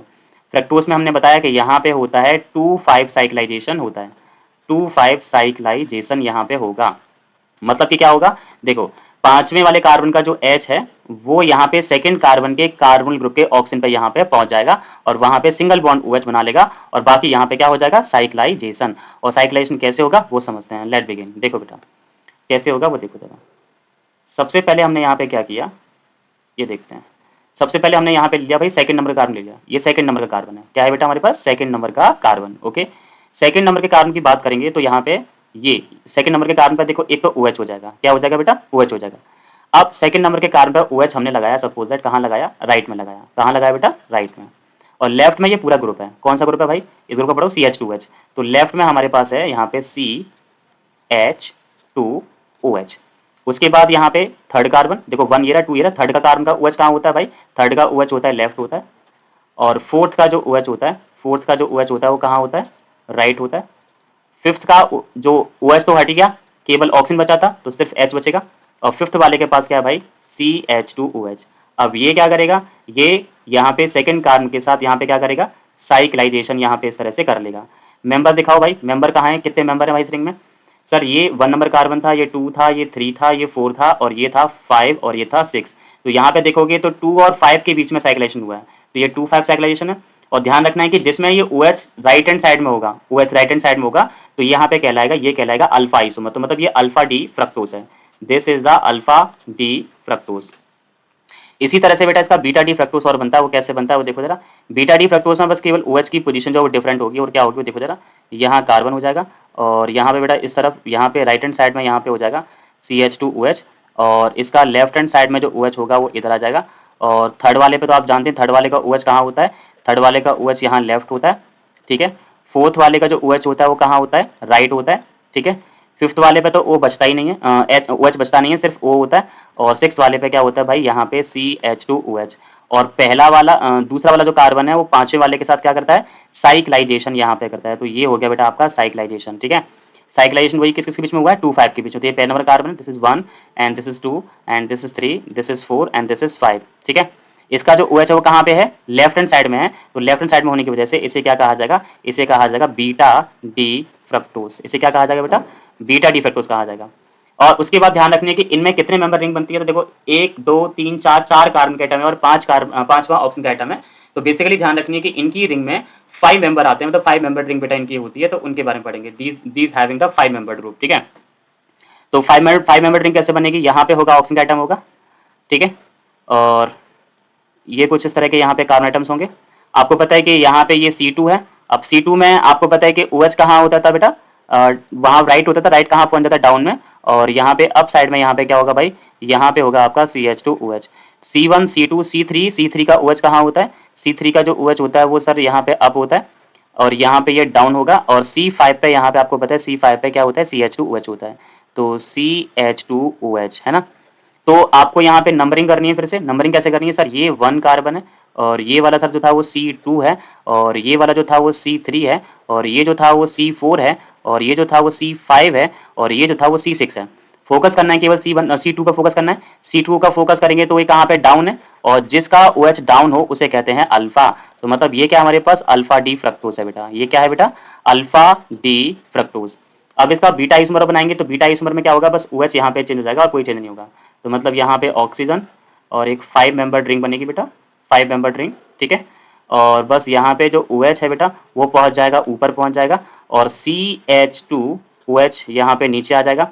थर्ड वाले का तो OH होता ही ऊपर है, तो सभी जानते ही हैं। फोर्थ वाले का OH डाउन होता है, और फिफ्थ वाले पे यहाँ पे क्या होता है CH2OH, ठीक है। तो यहाँ पे फिर से काउंटिंग हो जाए, काउंटिंग करेंगे तो भाई ये 1 नंबर कार्बन है, और ये C2 है, और यहाँ पे ये C3 है, और ये C4 है, और ये C5 है, और यहाँ पे ये C6 है। इसका OH कहाँ पे है बेटा, यहाँ पे OH अप, यहाँ पे अप साइड में है, और अप साइड में होता है तो इसे क्या बोलते हैं बीटा डी फ्रक्टोज इसे कहते हैं। क्या बोलते हैं बेटा बीटा डी फ्रक्टोज। तो बेसिकली बेटा अब तक हमने कार्बोहाइड्रेट्स की क्लास में हमने क्या जाना, फ्रक्टोज में किस तरह का साइक्लेशन होता है। तो फ्रक्टोज में 2,5 साइक्लेशन होता है, जिससे कि 5 मेंबर ड्रिंक बनती है, और इन 5 मेंबर ड्रिंक के लिए एक स्पेशल नाम बनाया गया है। इन 5 मेंबर ड्रिंक को बेटा हम बोलते हैं पेंटोस लाइक रिंग बोलते हैं। क्या बोलते हैं बेटा पेंटोस रिंग, है ना, these having the pentose ring. ये पेंटोस लाइक रिंग होती है, 5 मेंबर ड्रिंक जो होती है उन्हें पेंटोस रिंग कहा जाता है। उसके बाद यहाँ पे डिफरेंस जो होता है वो C2 पे डिफरेंस होता है। हमने यहाँ पे ग्लूकोज के बारे में सीखा था, ग्लूकोज के ये अल्फा और बीटा आइसोमर्स हैं, इनमें जो OH होता है वो फर्स्ट वाले पे डिफरेंस होता है। अगर फर्स्ट वाले का OH डाउन है तो अल्फा डी ग्लूकोज, अप है तो बीटा डी ग्लूकोज। और ये क्योंकि 6 मेंबर रिंग है तो 6 मेंबर रिंग को यहाँ ध्यान रखना है कि इन्हें यहाँ पे हेक्सोस रिंग यहाँ पे कहा जाता है। So these having the hexose ring. और उसके बाद हमने सीखा था यहाँ पे ग्लूकोज को डी ग्लूकोज और एल ग्लूकोज क्यों कहते हैं, डेक्स्ट्रो लीवो रोटेशन हमने सीखी थी। एक रेफरेंस मॉलिक्यूल सीखा था DL कॉन्फिगरेशन का जो कि ग्लिसराइडिहाइड था, डेक्स्ट्रो रोटेशन, लीवो रोटेशन सीखी। CIP रूल सीखा हमने सीखा कार्बोहाइड्रेट्स में शुगर एंड नॉन शुगर्स क्या होते हैं। हमने सीखा कि पॉलीसैकेराइड के कौन कौन से एग्जाम्पल हैं, फॉर्मुला कैसे निकालते हैं, स्टार्च, सेलुलोज और ग्लाइकोजन। टेट्रासैकेराइड में स्टेचियोस, ट्राइसैकेराइड में रेफिनोस, डाइसैकेराइड में हमारे पास sucrose, maltose and lactose, monosaccharide में glucose, fructose and mannose and galactose. उसके बाद यहाँ पे ये है हमारे पॉलीहाइड्रोक्सी कीटोन, ये है हमारे पास पॉलीहाइड्रोक्सी एल्डिहाइड और ये डेफिनेशन, और ये हमारा कार्बोहाइड्रेट। तो फिलहाल आज की इस क्लास में कार्बोहाइड्रेट क्योंकि एक बहुत ही लेंथी पार्ट है, तो कार्बोहाइड्रेट्स के फर्स्ट पार्ट में हमने इतने सारे टॉपिक डिस्कस किए हुए हैं। सेकंड पार्ट में बहुत बहुत बहुत सारी इंपॉर्टेंट चीजें हम कार्बोहाइड्रेट्स के बारे में डिस्कस करेंगे। सो लेट बी सून नेक्स्ट टुमारो।